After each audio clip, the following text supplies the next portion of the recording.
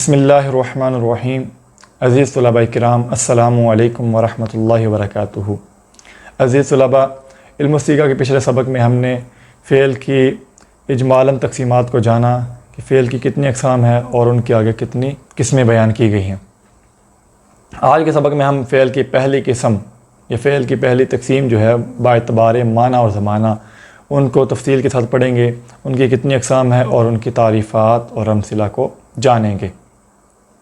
فعل کی باعتبار معنی اور زمانہ تین قسمیں ہیں، تین اقسام۔ کون کون سی؟ فعل ماضی، فعل مضارع، فعل امر۔ ان تینوں کی ہم تعریفات پڑھتے ہیں۔ فعل ماضی کہتے ہیں گزرا ہوا زمانہ، گزشتہ زمانہ۔ اس کی تعریف کیا کہ وہ فعل جو گزشتہ زمانے میں کسی کام کے کرنے یا ہونے پر دلالت کرے، یعنی جس فعل میں گزرے ہوئے زمانے میں کوئی کام کرنا یا ہونا بتلایا جائے اس فعل کو کہتے ہیں فعل ماضی۔ جیسے کاتبہ، اس ایک شخص نے لکھا۔ اسی طرح کاتبہ زیدن، زید نے لکھا۔ ذہبہ، وہ ایک شخص چلا گیا۔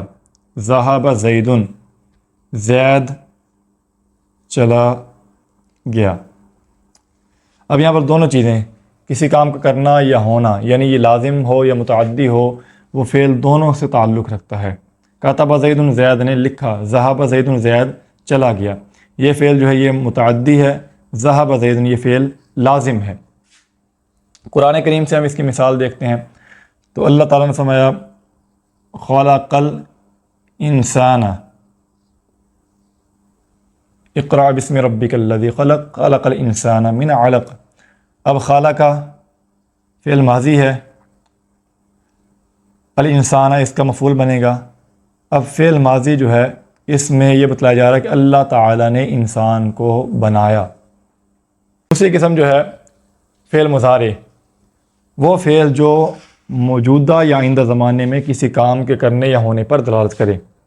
مضارع وہ فعل جو موجودہ یا آئندہ زمانے میں کسی کام کے کرنے یا ہونے پر دلالت کرے، یعنی وہ فعل جس میں دو زمانے پائے جائیں، حال اور استقبال، موجودہ اور آئندہ آنے والا۔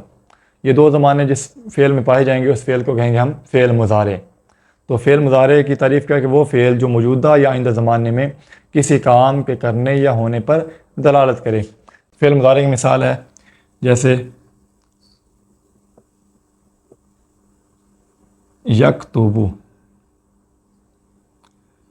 وہ ایک مرد لکھتا ہے یا لکھے گا، یعنی اس میں دو زمانے پائے گئے، ایک موجودہ یعنی حال اور لکھے گا آنے والا زمانہ۔ اسی طرح یذہب، یضرب، ینصر، جتنے بھی فعل مضارع کے صیغے ہیں ان میں دو زمانے پائے جائیں گے، موجودہ اور آئندہ آنے والا۔ فعل مضارع کی مثال قرآن کریم سے ہم دیکھتے ہیں تو اللہ تعالیٰ نے فرمایا یعلم ما بین ایدیہم۔ اور یہاں پر یہ جو صیغہ ہے یہ فعل مضارع کا صیغہ ہے، وہ جانتا ہے جو ان کے ہاتھوں نے یا انہوں نے آگے پہنچایا۔ فعل کی باعتبار معنی اور زمانہ تیسری قسم جو ہے فعل امر۔ امر کا لغوی معنی ہے حکم دینا، کیونکہ اس فعل میں مخاطب کو کسی کام کا حکم دیا جاتا ہے تو اس لیے اس فعل کو فعل امر کہتے ہیں۔ اس کی تعریف کیا کہ وہ فعل جس میں مخاطب کو کسی کام کا حکم دیا جائے۔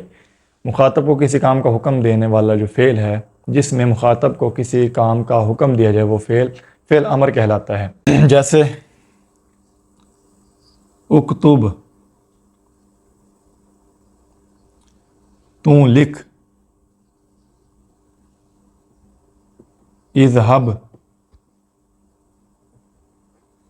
اسی سے قرآن کریم میں مثال ہے اذہب بکتابی، جب حضرت سلیمان علیہ السلام نے ہدہد کو حکم دیا اذہب بکتابی ھذا فالقی الیہم کہ یہ خط لے جاؤ اور ملکہ بلقیس تک پہنچاؤ۔ اذہب، تم جاؤ۔ فعل امر کی قرآن کریم سے مثال دیکھتے ہیں تو اللہ تعالیٰ نے فرمایا اقرأ اب اقرا جو سیگا ہے یہ فعل امر کا ہے کہ تو پڑھ،